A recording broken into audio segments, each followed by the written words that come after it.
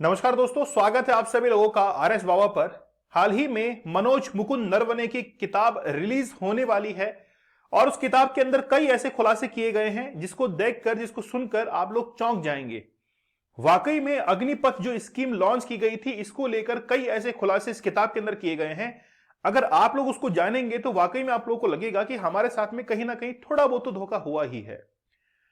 इस किताब का नाम है 4 स्टार्स ऑफ डेस्टिनी। मैं आप लोगों को सिक्के के दो पहलू बताऊंगा। सिक्के के दो पहलू बताने से पहले आप लोगों को उस आर्मी की अहमियत बता देता हूं कि आखिरकार हमारे लिए डिफेंस फोर्सेस क्या अहमियत रखती हैं। गलवान जब क्लैश हुआ था तो हमारी आर्मी उस ठंड के अंदर आर्मी की जो पीएलए सेना है उसका जमकर डटकर मुकाबला करती है और उसको वहां से खदेड़ देती है। आज हमारी आर्मी इतनी बड़ी है कि विश्व के अंदर सबसे बड़ी पैदल सेना जो है वो हमारे भारत की है। इसी आर्मी के दम पर हमने चाइना को अपनी सीमाओं के अंदर बांध रखा है।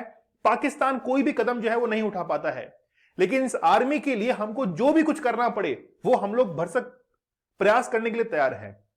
लेकिन सरकार की तरफ से कुछ बातें ऐसे निकल कर आती हैं जिसमें आर्मी का जाने का जो रुझान है वो कहीं ना कहीं कम होता दिखाई देता है। इस किताब के अंदर बहुत सारे ऐसे खुलासे किए गए हैं। किसी भी सिक्के के जब हम लोग दो पहलुओं को जानते हैं तो एक पहलू आपको सुखद अनुभव करवाता है। ऐसी जानकारी आप लोग को उपलब्ध करवाई जाती है जिससे आप लोग बहुत अच्छा सुख का अनुभव करते हैं और उस जानकारी को सुनकर आप लोग को अच्छा लगता है। सिक्के का दूसरा पहलू यह है कि जब उस जानकारी को आप लोग प्राप्त करते हैं तो आप लोगों को सुनकर बड़ा दुख का अनुभव होता है। तो पहले हम लोग एक बार सुख की अनुभूति कर लेते हैं। सुख की अनुभूति यह है कि हमारे देश के अंदर बेरोजगारी जो है वो सबसे ज्यादा बढ़ चुकी है। भारत में हरियाणा और राजस्थान दो ऐसे स्टेट्स हैं जो कि आर्मी के अंदर बड़ा योगदान करते हैं, लेकिन वहां पर बेरोजगारी की दर सबसे ऊपर है। सरकार ने सोचा कि ये बेरोजगार यूं ही जो है वो मेन स्ट्रीम से दूर चला जाएगा, इसलिए जरूरत है कि कहीं ना कहीं इसको काम पे लगाया जाए और इसके लिए ही एक योजना लेकर आई जाती है, वो है अग्निपथ योजना, जिसके तहत 17.5 साल से लेकर 23 साल तक का युवा आर्मी के लिए अप्लाई कर सकता है। वो एयरफोर्स नेवी के अंदर जा सकता है और वहां पर जाने के बाद एक अच्छी खासी सैलरी को प्राप्त करते हुए अपने जीवन को यापन करेगा और उसके बाद में जब रिटायर होता है तो 12 लाख रुपए लेकर वो अपने रिटायरमेंट के पल जो है वो बिता सकता है और कहीं दूसरी जगह जॉब भी कर सकता है जहां पर उसको रिजर्वेशन भी मिलेगा। ये तो है एक सुख की अनुभूति।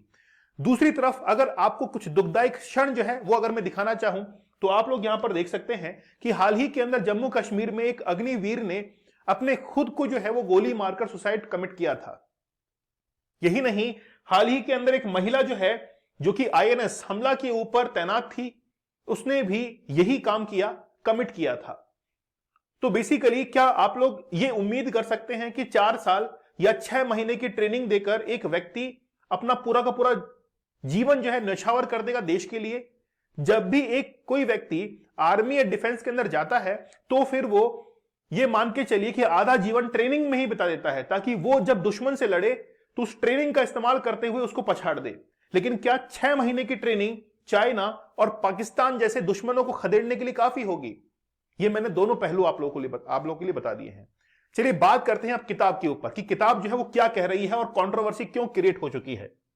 आप लोगों को पता होगा मनोज मुकुंद नरवणे जो है वो आर्मी के चीफ रह चुके हैं और उनके द्वारा हाल ही के अंदर एक किताब लॉन्च की गई है, 4 स्टार्स ऑफ डेस्टिनी। किताब लॉन्च नहीं हुई है, अब होने वाली है, जिसको लेकर इन्होंने कहा है कि किताब की कीमत लगभग 520 रुपए रहने वाली है और आप लोगों तक किताब ये विभिन्न जो ऑनलाइन प्लेटफॉर्म है उसके माध्यम से आप लोगों तक पहुंच जाएगी। और इस किताब को पढ़कर बहुत सारे खुलासे, खासतौर पर अग्निवीर गलवान क्लैशेस के बारे में आप लोग पढ़ने को मिलेगा। ठीक है, चलिए आगे बढ़ते हैं। बेसिकली मैं आप लोगों को बता देता हूं कि ये अग्निपथ स्कीम थी क्या। इसको एक नाम दिया गया था tour of duty. Tour of duty के तहत यह होता था कि 17.5 साल से लेकर 23 साल तक का युवा अप्लाई करता था जॉब के लिए और जैसे ही वो सिलेक्ट होता था तो उसके बाद में उसकी 6 महीने की ट्रेनिंग होती थी। ट्रेनिंग में सिलेक्ट होने के बाद वो 4 साल आर्मी के अंदर वहां पर बिताया करता था। 30,000 रुपए उसको पर मंथ सैलरी मिला करती थी और जैसे ही रिटायर हो जाता था उसके बाद में उसको 12 लाख रुपए एज ए पेंशन मिला करती थी। पेंशन मतलब रिटायरमेंट का जो पैसा है वो मिला करता था, पेंशन कुछ भी नहीं थी इसके अंदर। जो व्यक्ति रिटायर हो चुके हैं उनके लिए सीआरपीएफ, सीआईएसएफ या फिर अदर जो गवर्नमेंट जॉब है वहां पर रिजर्वेशन भी होता था, मतलब अभी भी होता है। तो ये रिजर्वेशन का ये अग्निपथ स्कीम थी। अब बात यह है कि जो भी लोग इसमें भर्ती हुए हैं उनमें से 25% लोग ही वहां पर परमानेंट कमीशन के तौर पर रखी जाएंगी, बाकी 70% जो है वो वहां से रिलीव कर दिए जाएंगे। लेकिन क्या मनोज मुकुंद नरवणे ने यही बात कही थी? उन्होंने अपनी किताब के अंदर यह कहा था कि बेसिकली कि ये इंडियन आर्मी के लिए ही, उन्होंने पहली बात तो ये कही थी कि मैंने जो सुझाव दिया था वो केवल इंडियन आर्मी के लिए दिया था, लेकिन प्रधानमंत्री कार्यालय से जब ये विज्ञापन जारी होता है तो वो थल सेना के साथ साथ वायुसेना और नौसेना के लिए भी होता है। तो पहली बात तो ये हुआ कि जो रिकमेंडेशन दी गई थी उसको नहीं माना गया, सुझाव उन्होंने अपनी तरफ से, हमसे कोई भी जो है एडवाइजरी नहीं ली और अपनी तरफ से ही जो है उन्होंने वायुसेना और नौसेना के लिए भी इसके अंदर शामिल कर लिया था। ये जो किताब है उस किताब के अंदर इन्होंने ये भी कहा कि मैंने बहुत सारे प्रपोजल दिए थे, उसके बिल्कुल उलट हुआ था। 31 दिसंबर 2019 से लेकर 30 अप्रैल 2022 तक इन्होंने अपनी सेवाएं दी हैं मनोज मुकुंद नरवणे ने, और उसके अंदर काफी बेहतरीन काम भी किया। इन्होंने ये भी कहा कि 75% जो जवान हैं उनको परमानेंट कर देना चाहिए और 20-25% जो है उनको सेना से मुक्त कर देना चाहिए। सरकार ने बिल्कुल इसका उलट किया। सरकार ने क्या किया कि 25% को परमानेंट यानी कि परमानेंट कमीशन के तौर पर रखना चाहा और 75% को रिटायर करना चाहा। 15 साल के बाद तक सेवा में रखने का फैसला किया था केवल 25% को, जबकि उन्होंने अपनी किताब के अंदर कहा कि मैंने तो रिकमेंडेशन ये दी थी, सरकार ने बिल्कुल उल्टा किया। खास बात यह भी है कि इन्होंने कहा था कि हम जो है यानी कि इन्होंने रिकमेंडेशन दी थी कि बेसिकली आप जो 20,000 रुपए की सैलरी तय कर रहे हैं उनके लिए वो काफी कम है, तो वेतन वृद्धि की सिफारिश की, सरकार ने माना भी और फिर वेतन वृद्धि बढ़ाकर 30,000 रुपए कर दिया गया था। 30,000 रुपए के पहले उसके ऊपर बात कर लेते हैं। एक जवान जो कि अपने पूरे परिवार को छोड़कर वहां पर लड़ रहा है, हो सकता है कि अपना जीवन जो है वहीं पर न्यौछावर करके वो आ जाए, शहीद का दर्जा उसको मिल जाए, लेकिन संसद में बैठे हुए और एमएलए जो बने हुए हैं वो अपनी लाखों की सैलरी जो है वो गंवाना नहीं चाहते हैं। उसके अंदर कोई भी कटौती नहीं होनी चाहिए, उसको केवल कितना मिलेगा? 30,000 रुपए मिलेगा। ये इंसाफ कहां का है?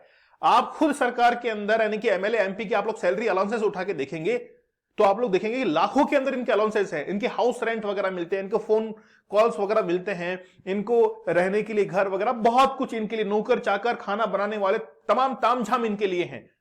लेकिन जो सरकार यानी कि जो सेना के अंदर अपनी सेवाएं दे रहा है उसके लिए कोई भी इंतजामात नहीं है और 30,000 रुपए की वो सैलरी 4 साल तक पाएगा और अपना जीवन वहां पर न्यौछावर करके आ जाएगा। क्या ये मुद्दा ठीक है? क्या इतना सफिशिएंट है? क्या आज किसी भी एमपी और एमएलए को 30,000 रुपए की सैलरी दी जाए तो क्या वो राजी होगा?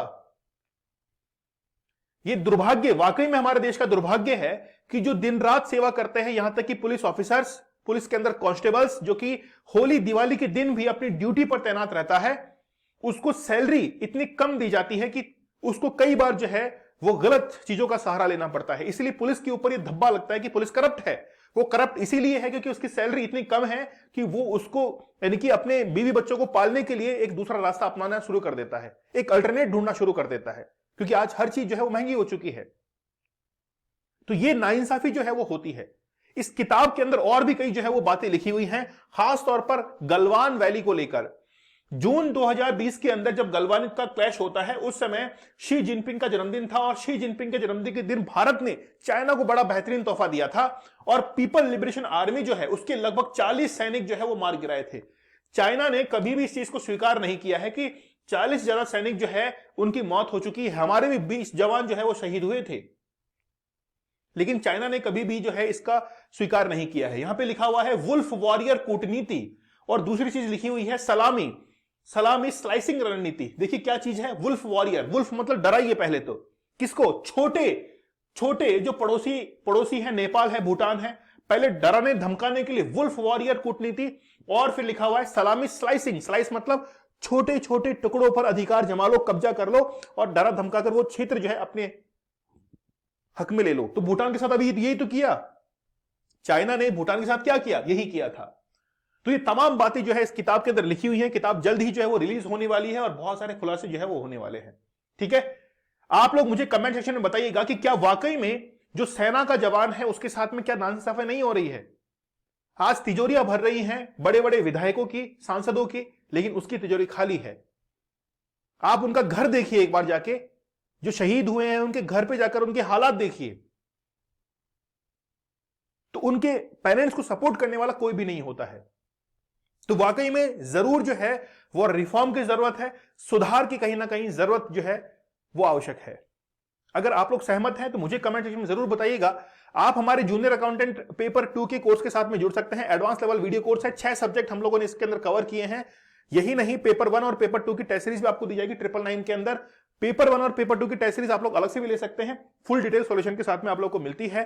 टेलीग्राम चैनल दीपक सर ऑफिशियल और आरएस बाबा दीपक सर से आप लोग जुड़ सकते हैं। मिलते हैं आप लोगों से अगले सेशन में, तब तक धन्यवाद, थैंक यू, जय हिंद।